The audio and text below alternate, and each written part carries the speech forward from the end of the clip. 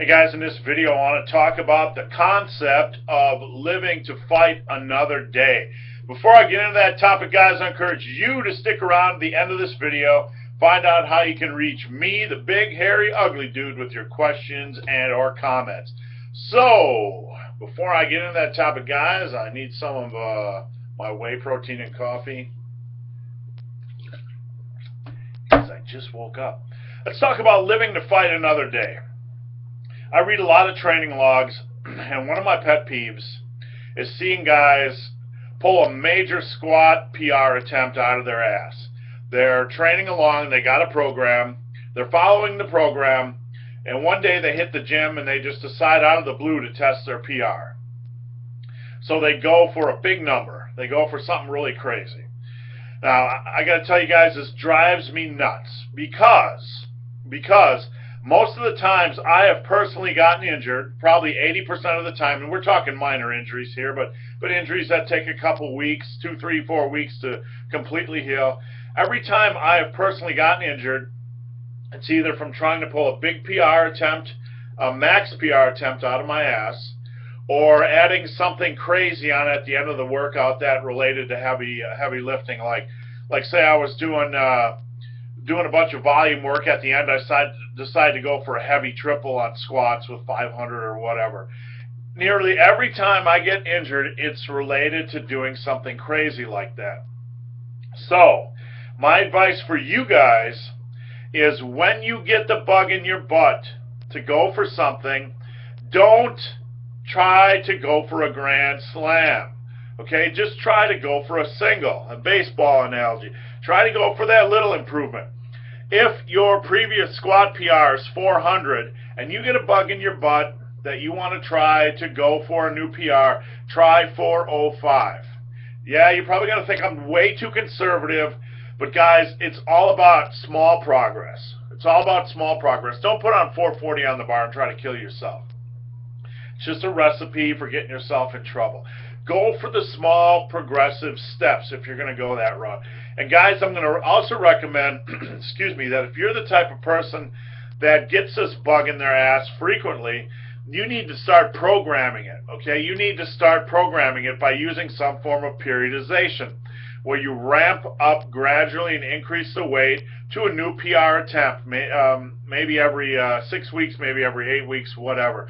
This is a lot smarter than just going with your normal training and then inserting something completely different. I'll give you a story about how making dramatic changes in your training without having some break-in period can get you injured. I squatted for nearly 3 years heavy, going for a max daily single 2 or 3 times a week. For 3 years I did this. Not a max, not a squat max, but I would go into the gym and try to improve on my gym daily squat max by 5 pounds when I could. Excuse me. So when I was at 530 or 635, if that felt manageable, next time I trained squats, I would try for 640.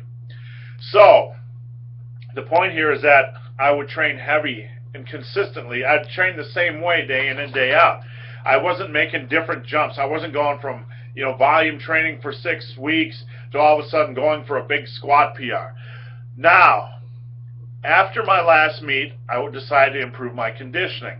So I dropped down my squat work to volume, and I started to ramp. I put together a program where I was ramping from 8 rep squats 1 week to 6 to 4. I was ramping up, trying to increase my intensity over the course of 8 weeks. Well, after 4 weeks of doing volume work, I got a bug in my ass to try to move back to daily squat singles because I just wasn't having fun. So I slapped a weight on the bar, and guess what? I picked up 2 injuries that are 5 weeks that have been holding me down for 5 weeks. The point here is, I had a program, I got a bug in my ass, I ignored the program, I did something dramatically different, and I got injured.